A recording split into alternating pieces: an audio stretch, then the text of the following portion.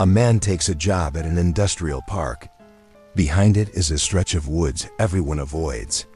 Last winter, he learns the forest was never supposed to be there. Welcome back to the Black Hour Stories. Tonight's story is about a place that appeared without warning, stayed without explanation, and took more than anyone noticed. This is the true account of a forest that didn't exist on any map, didn't show up in records, and didn't care whether anyone believed in it or not. And once you hear what happened behind that job site, you might think twice about what's growing just out of sight where you work. The warehouse sat at the edge of an industrial park that had been thrown together in the early 2000s. Flat land, cheap concrete, long, identical buildings with roll-up doors and chain-link fences that rattled in the wind. The kind of place nobody noticed unless they worked there. Trucks came and went. People clocked in, clocked out, and tried not to think about how much of their lives they were giving to a place like that. Behind the warehouse was a line of trees, not unusual. Most developments left some kind of green buffer, so the property didn't feel like it ended in nothing. At first glance, it just looked like woods. Dark, thick, and quiet. The kind of woods you don't walk into unless you have a reason. The man who worked there had noticed the trees on his first day. He remembered because the loading dock faced them, and during breaks he would lean against the concrete wall and stare out at the tree line.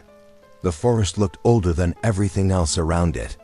The industrial park felt temporary, like it could be gone in 20 years. The trees looked like they had been there longer than anyone alive. Thick trunks. No undergrowth near the edge, just a clean line where pavement stopped and soil began. He assumed it was protected land or some leftover patch nobody bothered to clear. Nobody talked about it. And for the first few months, there was no reason to. Winter changed that. The first snowfall came early that year. Heavy, wet snow that stuck to everything and muted sound. Trucks moved slower. The air inside the warehouse felt colder, even with the heaters running. One morning before sunrise, he stepped outside during his break and noticed something wrong with the forest. The snow had settled everywhere else, on the roofs, on the asphalt, on the fences. But behind the warehouse, along the tree line, there was a wide stretch where the ground was bare. No snow at all, just dark soil and leaves, like the weather had skipped that patch entirely. It looked unnatural, like a photograph where someone erased part of the image. At first, he thought it was heat from underground pipes or some quirk of the land. But as the weeks passed, the bare ground stayed bare, snow piled up everywhere else. The forest edge remained exposed, and when the wind blew, it carried a smell from the trees, damp, old, like rotting wood and cold water. It wasn't strong enough to complain about, but it lingered. Enough to notice. Enough to make people wrinkle their noses and move away from the loading dock faster than usual. That was when people started saying things. One of the forklift operators mentioned that the forest looked closer than it used to. Another guy joked that the trees were creeping forward, inch by inch, to reclaim the land.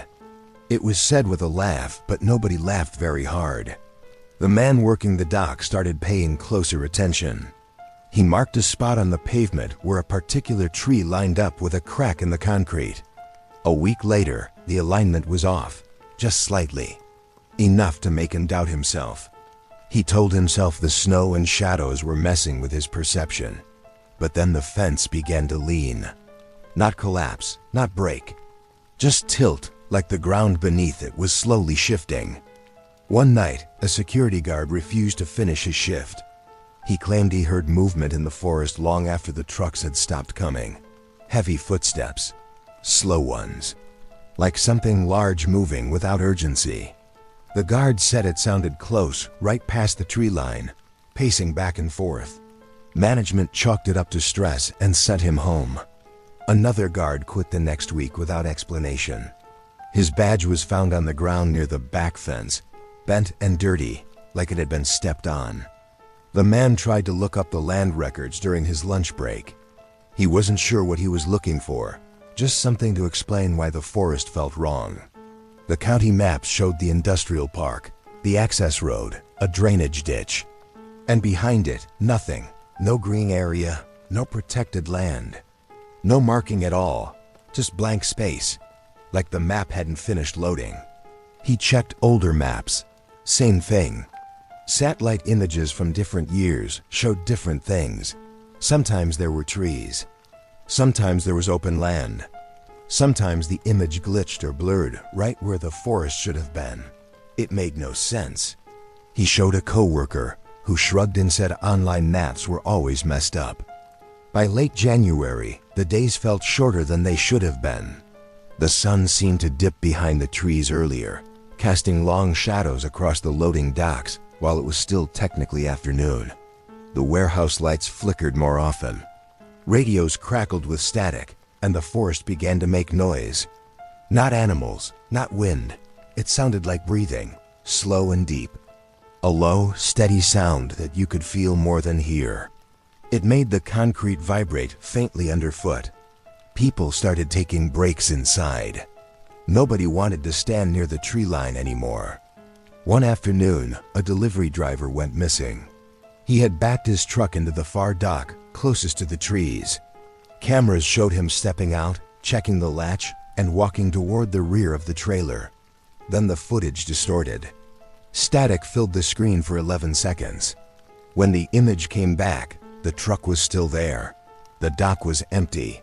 The driver never appeared again. Police searched the area. Dogs refused to go near the forest. One of them slipped its collar and ran, yelping, straight back to the cruiser. Officers walked the perimeter, but didn't enter the trees. They said the ground was unstable, that it wasn't safe. The case stalled. The company paid out insurance. Life moved on. Except the forest didn't. By February, the snowless patch had expanded. The bare ground stretched several yards into the parking lot. Grass died. Asphalt cracked. Small roots pushed up through the pavement, splitting it like dry skin. The fence bent further until one section collapsed inward, toward the trees. Nobody fixed it. Management said it wasn't a priority. The man noticed that the air near the forest felt warmer, like standing near a large body. He also noticed something else. When he stood close enough, the breathing sound seemed to sync with his own. Inhale, exhale, pause. It felt intimate, wrong, like the forest was aware of him. One evening, after a long shift, he stayed late to finish paperwork. The warehouse was nearly empty. Lights hummed overhead. Outside, the forest loomed darker than usual. He heard a sound at the back door, a soft knock. Then another, slow, deliberate. He told himself it was a branch hitting the metal. But when he looked through the window, he saw no movement. Just the tree line, closer than ever. The knock came again, louder this time. From the door itself, he didn't answer. He shut off the lights and left through the front entrance, heart pounding. The next morning, the back door was gone, not damaged. Not broken, just gone. The opening where it had been was filled with dirt, leaves, and roots, packed tight like it had always been part of the ground. The wall around it was intact. No signs of forced entry, no debris. It was as if the building had been constructed without that door to begin with. Inspectors were called. They couldn't explain it. Blueprints showed the door. The wall showed no sign it had ever been there. Work was halted for the day. People whispered. Some refused to come back. The man started having dreams about the forest. He dreamed he was standing at the edge, watching the trees breathe. In the dreams, the forest spoke without words. It showed him images. Old images. Fields where the warehouse stood now. Workers clearing land decades ago. Machines breaking down. People vanishing. He saw the forest swallow structures whole. Roots pulling concrete apart. Trunks growing through steel. He woke up each time with the smell of damp earth in his nose and dirt under his fingernails. He checked his hands every morning. Sometimes there were scratches he didn't remember getting. In March, the company announced they were relocating. The site was deemed unsafe. Environmental issues. Structural concerns. They offered transfers or severance. Most people took the money and left. The man stayed until the last day. He felt drawn to the place, like something unfinished was waiting. On his final shift, he walked past the collapsed fence and into the forest. The ground was soft and warm. The trees towered overhead, blocking out the sky.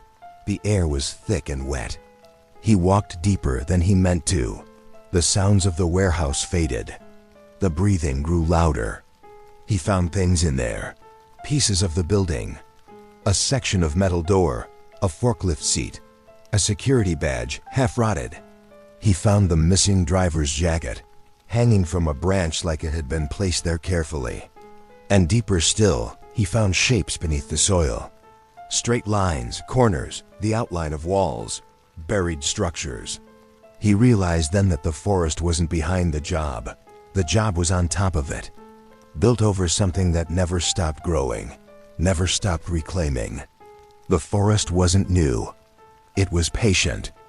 When he turned to leave, the trees had closed in behind him. The path was gone. The breathing surrounded him. He felt the ground shift under his feet. Roots wrapped around his ankles, not pulling, just holding, waiting. He doesn't remember how long he stood there. He remembers thinking about how the maps were blank because there was nothing stable enough to record. The forest didn't stay in one place. It expanded when it was fed. And it had been hungry for a long time. They found him hours later, sitting at the edge of the parking lot, covered in dirt, unresponsive. The forest had receded just enough to let him out. The warehouse was gone within the year, torn down, hauled away. The land was fenced off and labeled unsafe. Today, satellite images show a thick forest where the industrial park used to be. No trace of concrete. No sign anything was ever built there. The man doesn't work anymore. He lives far from trees. But some nights, when it's quiet, he hears breathing outside his window. And in the winter, no matter how cold it gets, the ground around his house never holds snow. The strange thing about places like that forest is how easy they are to ignore until they decide not to be ignored anymore. If something grows where it shouldn't, and no record agrees on when it arrived, maybe the safest thing to do is never ask why. Well, let us know where you're listening from. And if you don't want to miss the next story, make sure you like, subscribe, and stay with us here at the Black Hour Stories. A payphone that shouldn't work keeps ringing. Every voicemail comes from the same man, and he's been dead for over a year. Tonight's story is about a voice that refuses to stop calling, a phone that should have been removed years ago, and a man who keeps leaving messages long after he was buried. This is the story of a payphone that only rings when someone is already too late to stop what's coming. And once you hear what those voicemails said, you'll understand why some calls are better left unheard. The payphone stood outside a closed gas station at the edge of town, just off a two-lane highway that most people used only to pass through. The building had been shut down for years, windows boarded, pumps wrapped in yellow tape. But the phone stayed. The metal was scratched and dull. The cord hung stiff and gray, like it hadn't been touched in a long time. Everyone noticed it. Nobody used it. Cell service was fine out there, and the phone looked more like a prop than something real.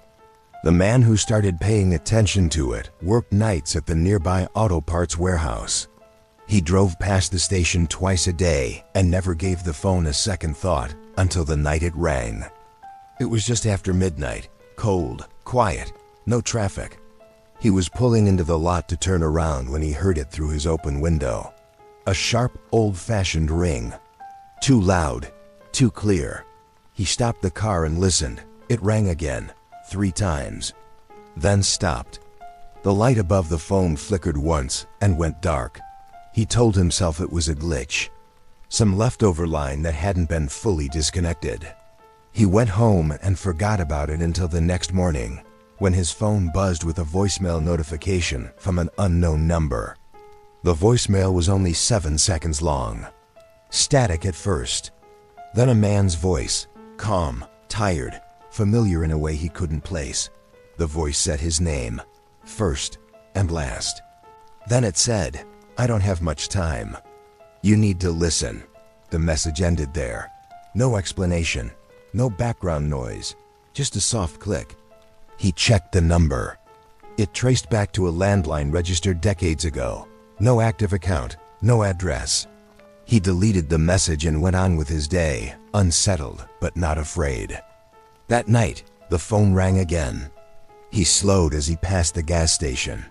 The receiver was off the hook this time, hanging by the cord and swaying slightly, even though there was no wind. The ringing stopped as soon as he looked at it. He didn't stop the car. He didn't want to. When he got home, there was another voicemail waiting. Same voice, same tone. This time it said, "You didn't listen fast enough." The message ended with breathing, slow, deliberate, like the caller was holding the phone close to his mouth. He didn't delete that one. He saved it. He needed proof he wasn't imagining this. The next day, he asked around at work. Nobody admitted to messing with him. One older coworker mentioned the payphone offhand, said it had been there forever, said people used to avoid it even when the station was open, claimed it had a reputation, calls that didn't connect right, voices cutting out, wrong numbers that knew too much. The man laughed it off, but the comment stayed with him. That night, he parked across the street and waited, just watched the phone from inside his car. It rang at 12:17 a.m. exactly, 3 rings. Then silence. His phone buzzed before he even started the engine. The voicemail was longer this time, 30 seconds. The voice sounded closer, more strained. It said, "You need to stop driving that road after tonight. You need to take the long way home. If you don't, you'll see me. And once you see me, I can't help you anymore." The man's hands shook as he listened. He checked the date stamp. The message had been left at the exact moment the payphone rang. He drove home the long way, heart pounding, checking his mirrors the entire time. The next morning, there was a news alert. A fatal accident on the highway near the closed gas station. A single car crash, driver dead at the scene. The photo showed twisted metal and flashing lights in the dark. The man recognized the stretch of road instantly. He sat in his kitchen and stared at the wall until his coffee went cold. That night, the phone didn't ring. He slept poorly, but without interruption. For a moment, he thought maybe it was over. Then he got another voicemail. This one came in the middle of the afternoon. Same number, same voice. It said, "That wasn't for you. That was a warning. I can't choose who listens." The man finally did what he should have done earlier. He searched the voice, dug through old local news, obituaries, public records. It took hours, but eventually he found it. A man who had died the previous year. Hit and run. Body found near the same gas station. Time of death estimated just after midnight. The name matched the voice in the voicemail signature he hadn't noticed before. The caller had been leaving his name at the end of every message, quietly, like he expected someone to recognize it. The man drove to the cemetery the next day. The grave was real, fresh enough that the dirt hadn't fully settled. A small headstone, no flowers, the name matched exactly. He stood there longer than he meant to, listening to the wind move through the trees. His phone buzzed while he was still there. Another voicemail. He didn't answer it. He already knew who it was from. That night, the payphone rang again, louder than before. He didn't stop this time. He drove past with his windows up and his eyes fixed on the road. The voicemail that followed was angry. The voice shook. It said, "I told you not to ignore me. I don't get many chances. I don't get to choose who hears me. But you can still help." It listed an address, a time, the next night. Then it said something that made his stomach drop. It described his apartment. The layout, the crack in the ceiling, the way the front door stuck when it was humid. Details no stranger should know. The message ended with a plea. "Please, I'm running out of time." He didn't sleep. He didn't go to work. He drove to the address instead. It was another closed business. An old diner. Dark. Empty. The payphone stood out front, identical to the one by the gas station. This one rang as soon as he stepped out of his car. He picked it up before he could stop himself. The line was cold against his ear. The voice was clearer than ever. It said, "Thank you. I need you to see what I couldn't stop." The world around him shifted. The air felt heavy. The diner lights flickered on by themselves. He saw it then. The accident, the hit and run, the driver who never stopped, the way the body had been dragged off the road, the cover-up. The voice explained without emotion. Said the calls weren't meant to save everyone. Just one person at a time. Just enough to balance something that had gone wrong. The man understood then that the payphones weren't broken. They were fixed points, anchors. And the voice was trapped between moments, trying to redirect outcomes before they locked into place. The line went dead. The next morning, the diner was gone, demolished, just an empty lot. The payphone by the gas station vanished soon after. No one mentioned it. No record it had ever been removed. The voicemail stopped. Weeks passed, then months. The man still checks his phone whenever it buzzes. Still avoids that highway. Still listens carefully when old phones ring in movies or on the street. Because sometimes, late at night, he swears he hears a phone ringing where no phone should be. And he knows that when it happens again, someone else will have to decide whether to listen. Some voices don't call for attention. They call because time is already slipping away. If a phone rings where it shouldn't, and the voice on the other end knows your name, maybe the question isn't how it found you, but why it chose you. Let's move to the final story in this series. Make sure you like, subscribe, and stay with us here at the Black Hour Stories. People don't vanish all at once in this town. They disappear one by one. And every single one of them was last seen getting into the same car. Tonight's final story is about a pattern nobody wanted to admit was real. A vehicle that never aged, and a town that learned too late what happens when you stop asking questions. This is the story of how people kept going missing, how the witnesses all described the same thing, and how that car never showed up where it was supposed to. And once you hear how long it's been driving these roads, you'll understand why some rides are one way. The town was small enough that people noticed when someone didn't show up for work, but big enough that nobody expected the disappearances to be connected. At first, it was just one man. A night shift janitor who didn't come home. His car was found parked behind the grocery store where he worked, keys still inside, lunch untouched. Police assumed he walked off. Maybe mental health, maybe drugs. People nodded and moved on. A few months later, a waitress vanished after closing time. Then a high school senior. Then a delivery driver. Always spaced far enough apart that no one felt urgency. Always just far enough from the last one that the town convinced itself it was coincidence. It wasn't until the fifth person went missing that someone noticed the pattern.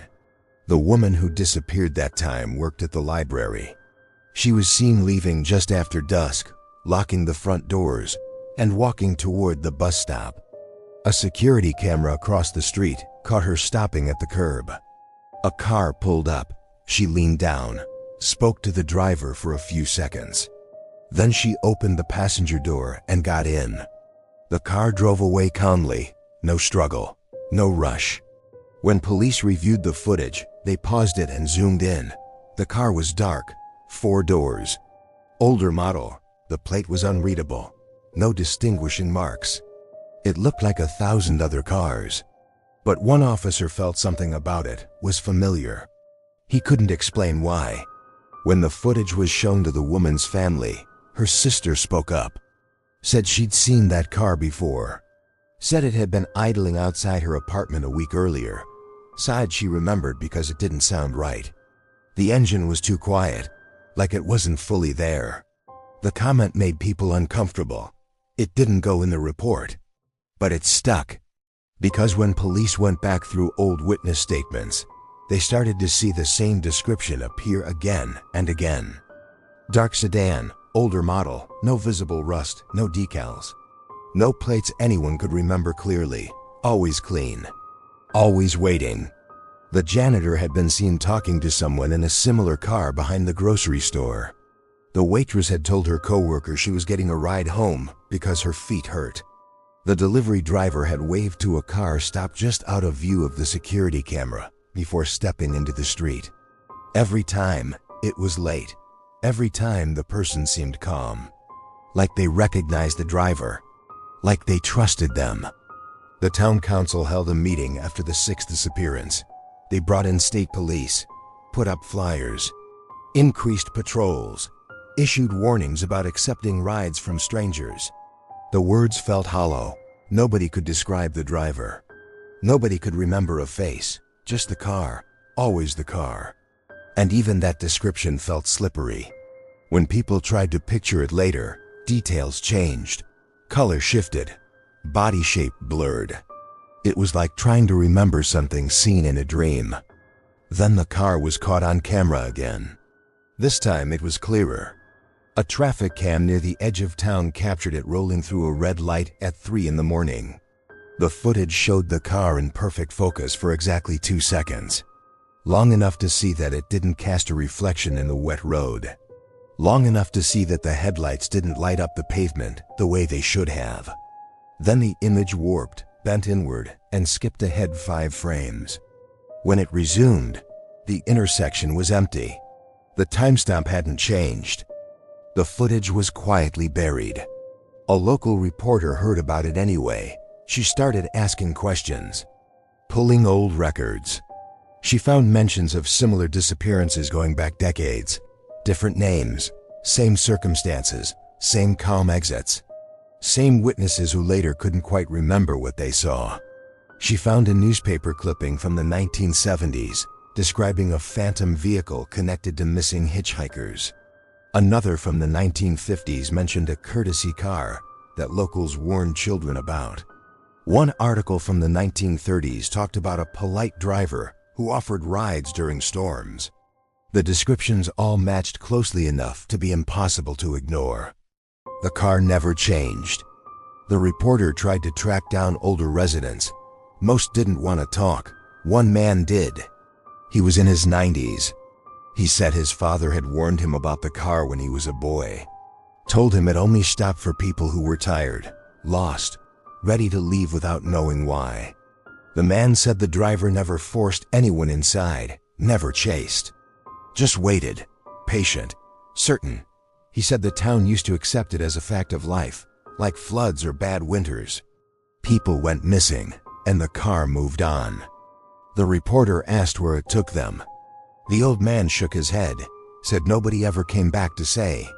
The next disappearance was the reporter herself.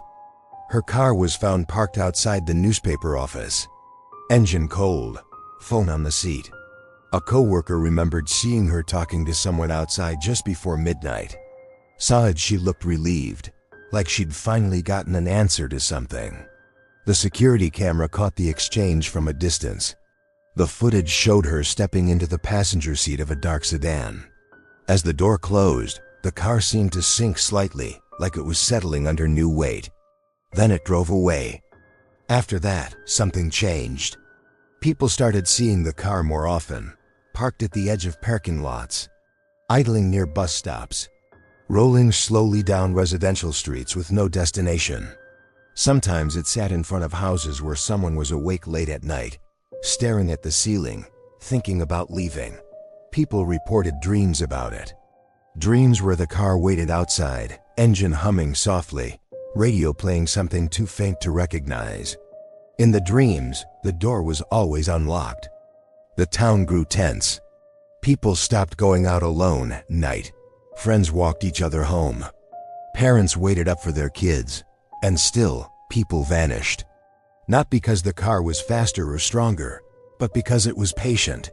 It waited for moments when no one was watching, when someone felt unseen, when the idea of getting into that car felt easier than staying where they were. The final confirmed sighting happened on a foggy morning near the town limits. A police cruiser pulled over a dark sedan that matched the description. The officer approached cautiously. The driver's window was already down. Inside, there was no one.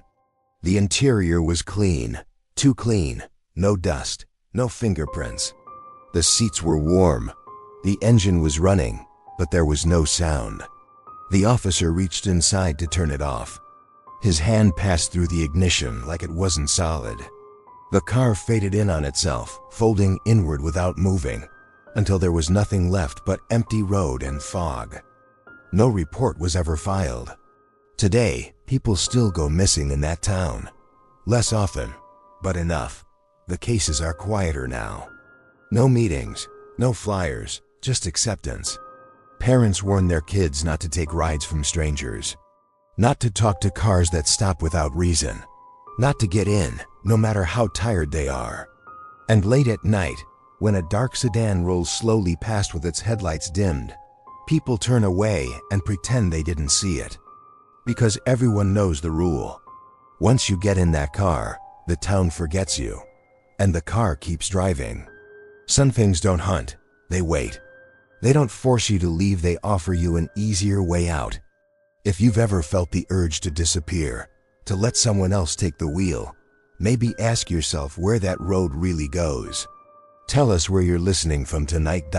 And if these stories stayed with you, make sure you like, subscribe, and keep the lights on with the Black Hour Stories.